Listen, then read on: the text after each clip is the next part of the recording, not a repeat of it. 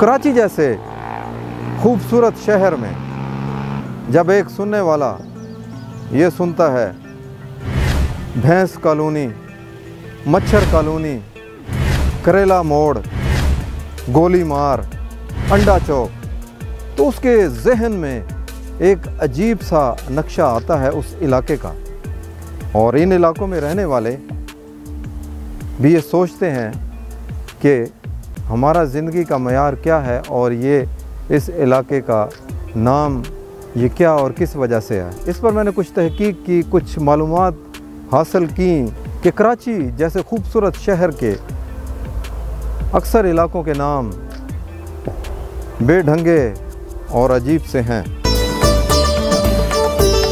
अस्सलाम वालेकुम। हमारे यहाँ हर इलाके का एक डिफरेंट कल्चर है, हर इलाके की एक अलग अलग रवायात हैं, सकाफत। यही वजह है कि हमारे यहाँ शहरों, कस्बों की गलियों, मोहल्लों के नाम, चौकों के नाम, चुरंगियों के नाम वहाँ की ख़ास शय से या ख़ास चीज़ से मंसूब होते हैं। कराची जैसे खूबसूरत शहर में जब एक सुनने वाला ये सुनता है भैंस कॉलोनी, मच्छर कॉलोनी, करेला मोड़, गोली मार, अंडा चौक, तो उसके जहन में एक अजीब सा नक्शा आता है उस इलाके का। और इन इलाकों में रहने वाले भी ये सोचते हैं हमारा ज़िंदगी का मयार क्या है और ये इस इलाके का नाम ये क्या और किस वजह से है। बहुत कम लोग जानते हैं कि पस पर्दा क्या मुहर्रकात थे या क्या मुहर्रकात हैं जिनकी वजह से इन इलाकों के नाम मंसूब कर दिए गए। इस पर मैंने कुछ तहकीक की, कुछ मालूमात हासिल की, कुछ अपने जहन की इख्तरा भी शामिल थी, कुछ लोगों से भी मिला, कुछ पुराना रिकॉर्ड भी देखा, कुछ कुतब भी कंसल्ट की, कुछ म्यूनिसिपल कॉरपोरेशंस के रिकॉर्ड है उसको देखा तो हैरत हुई, ताज्जुब भी हुआ कि कराची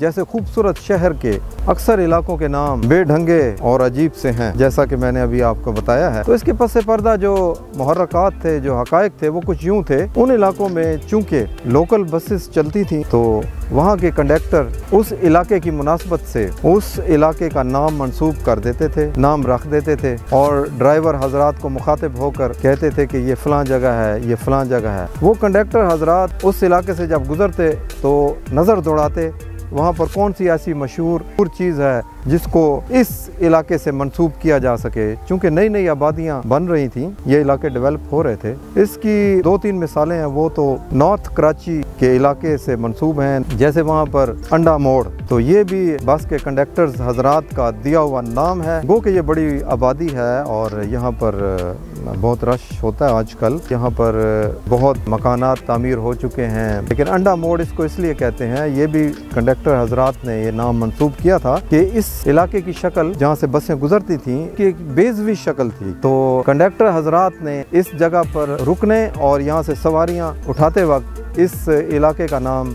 अंडा मोड़ रख दिया और आज ये अंडा मोड़ के नाम से मशहूर है। नॉर्थ कराची का ही एक इलाका जिसे हरफ आम में आज बेगार कॉलोनी कहा जाता है, ये टॉप भी है।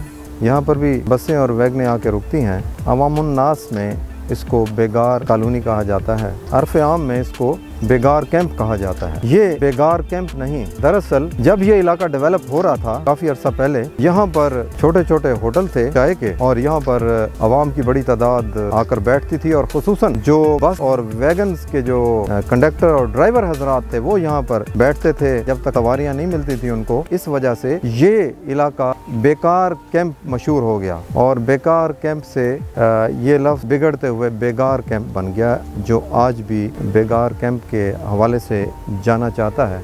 इसी तरह लसबेला के साथ बहुत बड़ी आबादी है जिसको खामोश कॉलोनी कहा जाता है। खामोश कॉलोनी इस वजह से नहीं, आप यकीनन सोच रहे होंगे कि यहाँ पर बहुत खामोशी होती है, बल्कि खामोश कॉलोनी की असल वजह ये है कि जब ये इलाका डेवलप हो रहा था तो यहाँ पर चंद घर थे और इंतहाई खामोशी हुआ करती थी। और जब यहाँ से बसें और वैगनें गुजरा करती थी तो जो यहाँ से मुसाफिर हजरात सवारियों के तौर पर सवार होते थे बसों में, वैगन्स में, ये इलाका चूँकि बहुत खामोश था इसलिए कंडक्टर हजरात ने इसको खामोश कॉलोनी का नाम दिया, जिसकी वजह से रफ्ता रफ्ता खामोश कॉलोनी मशहूर हो गई। आज अगर हम देखें तो इस इलाके में बहुत आबादी है, बहुत रश होता है, शोर वगैरह भी बहुत ज़्यादा है, लेकिन इसका नाम फिर भी खामोश कॉलोनी है। कराची में इस तरह के मंसूब किए हुए नाम बस स्टॉप की शक्ल इख्तियार कर चुके हैं। यहाँ से बाकायदा ऑफिशियली इनको इस नाम से बस स्टॉप करार दिया गया है। नॉर्थ कराची का एक और बस स्टॉप जिसको 2 मिनट की चुरंगी कहा जाता है। आज से 30 साल पहले इस इलाके से हर 2 मिनट बाद एक वैगन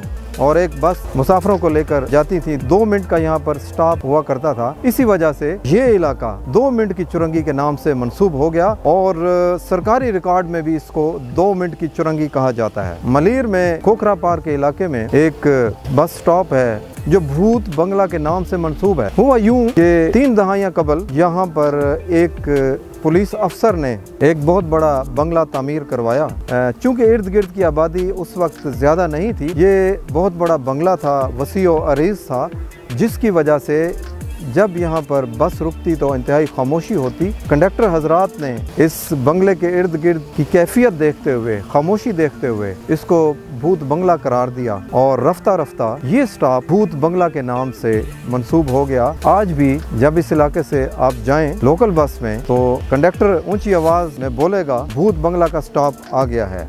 तो भूत बंगला की ये हकीकत है, ये नहीं कि यहाँ पर बाकायदा किसी ज़माने में भूत थे या बहुत से बंगले थे या बहुत सी कोठियाँ थी, यहाँ पर भूतों का राज था। हकीकत इसके बरअक्स। कराची के मुख्तलिफ बस स्टॉप्स को सिर्फ कंडक्टर्स हजरात ने मुख्तलिफ नामों से मंसूब नहीं किया, बल्कि इसमें कुछ पेशा वाराना लोगों की पार्टिसिपेशन भी रही है। कराची में वाक़या मशहूर चुरंगी जिसे नागन चुरंगी भी कहा जाता है, सांपों की वजह से या किसी नागन की वजह से मशहूर नहीं हुई। इसके पसे पर्दा ये हकीकत है कि नागन चुरंगी से गडाब तक एक रोड जाता था जहां से मुख्तलिफ ट्रक और लोडर बजरी लेके आते थे और ये रास्ता जो था ये जिग जैग बना हुआ था, सांप की शक्ल में जिग जैग। तो यहाँ पर तेज रफ्तार ट्रक चलते थे जो बजरी लेके आते थे, जिसकी वजह से आए रोज हादसात रूनुमा होते रहते थे। इन हादसात की वजह से इलाके के बस स्टॉप का नाम नागन चुरंगी पड़ गया, क्योंकि इसमें हमारे सहाफ़ी हजरात का मेन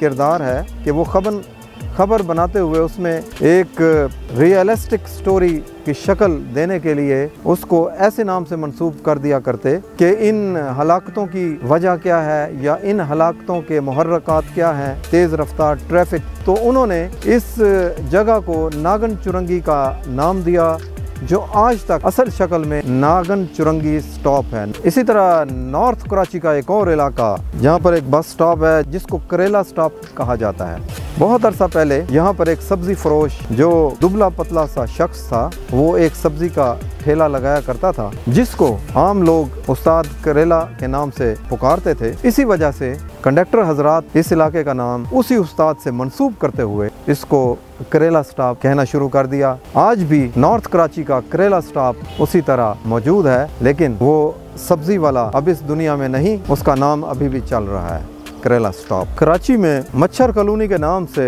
4 बड़ी बड़ी आबादियां हैं। ये 4 मच्छर कॉलोनियां इस वजह से मशहूर हैं कि एक ज़माना में जब ये यहाँ पर आबादी बढ़ रही थी और शहर के मज़ाफ़ात में थे ये इलाके, तो यहाँ पर मच्छरों की बहुतात थी। आज भी इन 4 कॉलोनियों में मच्छरों की बहुतात होती है, ख़ुसूसन गर्मियों के शदीद मौसम में। और जब मच्छर बहुत ज़्यादा होते हैं तो इस इलाके को मच्छर कॉलोनी के नाम से मंसूब किया गया। कराची के मशहूर इलाके लांडी में भैंस कॉलोनी है। भैंस कॉलोनी का इलाका वहाँ पर रहने वाले गवालों, दूध बेचने वालों के नाम से मंसूब है, जहाँ बड़ी तादाद में आपको भैंसें नजर आएंगी। भैंसों को पालने वाले, दूध बेचने वाले, इसी वजह से इसको भैंस कॉलोनी कहा जाता है। लांडी ही में एक और इलाका जिसको गीदड़ कॉलोनी कहा जाता है। दरअसल गीदड़ कॉलोनी ये नाम उस वक्त पड़ा जब यहाँ पर लोग मकानात बना रहे थे, ये नई आबादी थी। यहाँ पर शाम के टाइम गुरूब आफ्ताब के बाद गीदड़ों की बड़ी तादाद आ जाया करती थी, जिसकी वजह से ये इलाका गीदड़ कॉलोनी मशहूर हो गया। वो कि आज इसका नाम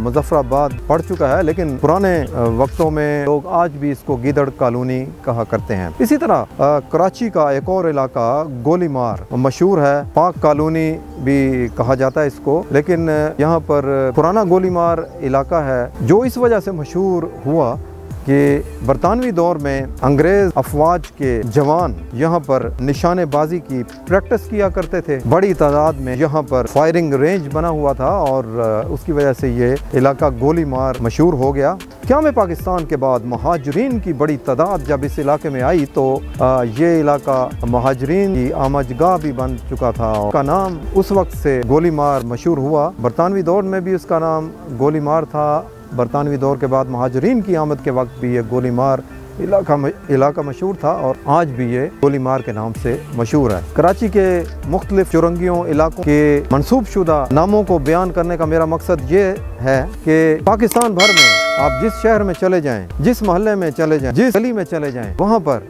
जो नाम मशहूर हैं उसके पीछे उस नाम के पस मंज़र में कोई ना कोई लॉजिक होगी, कोई ना कोई स्टोरी होगी। आप भी इस बारे में अगर कुछ एक्सप्लोर करना चाहते हैं या आपके जहन में अपने इलाके की नाम से कोई स्टोरी मौजूद है तो वो आप मेरे साथ फीडबैक में मुझे भेजिए ताकि आइंदा आने वाली वीडियो में मैं उसका तफसील से जिक्र कर सकूं। अपने मेज़बान मोहम्मद अदनान खान को एक नई वीडियो के आने तक इजाज़त दीजिए। अल्लाह हाफिज़।